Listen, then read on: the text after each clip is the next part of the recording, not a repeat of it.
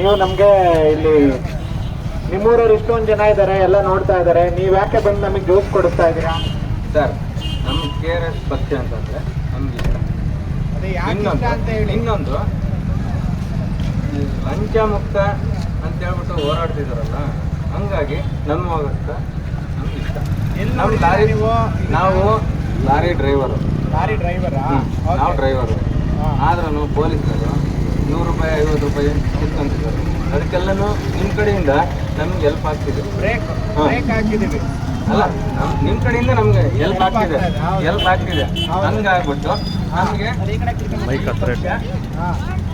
ಈ ಪಕ್ಷದಿಂದ ನಾವು ಆಲ್ರೆಡಿ ಇವಾಗಂತಲ್ಲ, ಮುಂಚೆಯಿಂದನೂ ಈ KRS ಪಕ್ಷದಿಂದ ನಾವು ಫಾಲೋ ಮಾಡ್ತಾ ಇದ್ದೀರಾ? ಫಾಲೋ ಮಾಡೋದಲ್ಲ, ಗ್ರೂಪಲ್ಲಿನೂ ಇದ್ದೀರಾ? ಇಲ್ಲಿ ನೋಡಿ.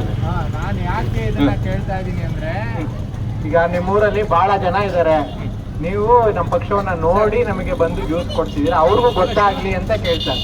ಓಕೆ ಸರ್, ನಾವು ನಮ್ಮ ಪಕ್ಷ ಬಂದಿದೆ ಅಂತ ಹೇಳ್ಬಿಟ್ಟು ನಾವು ಜ್ಯೂಸು ಮತ್ತೆ ಇನ್ನೂ ಊಟ ಬೇಕಾದ್ರೂ ವ್ಯವಸ್ಥೆ ಮಾಡಬೇಕು. ಇರ್ಲಿ ಪರವಾಗಿಲ್ಲ. ಥ್ಯಾಂಕ್ ಯು, ಧನ್ಯವಾದಗಳು.